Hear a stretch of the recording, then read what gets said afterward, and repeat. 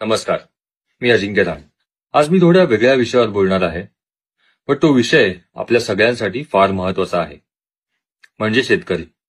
गेले अनेक दिवस महाराष्ट्राच्या बऱ्याचशा भागांमध्ये अति पाऊस झालेला आहे आणि त्या पावसामुळे शेतकऱ्यांचं बरंचसं नुकसान झालेलं आहे आणि होत आहे. हे आपण सर्वांनी वाचलंच असेल आणि ऐकलंही असेल. मी स्वतः एका शेतकरी कुटुंबातनं असल्यामुळे मला जाणीव आहे की या सिच्युएशनमध्ये शेतकऱ्याला किती त्रास होतो.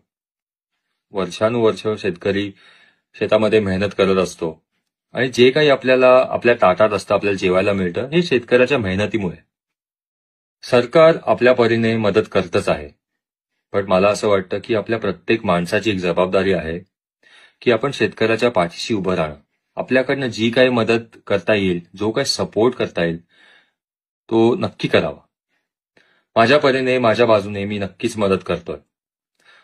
बट मला प्रत्येक माणसाला हेच सांगायचं आहे की या सिच्युएशनमध्ये आपणही आपल्याकडनं जी मदत करता येईल, जो सपोर्ट करता येईल शेतकऱ्याला, तो नक्की करावा. कारण हीच वेळ असते शेतकऱ्याला आपल्या सगळ्यांची गरज आहे.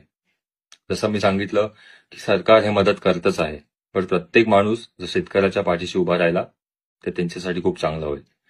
कारण शेतकरी हा आपला बॅकबोन आहे.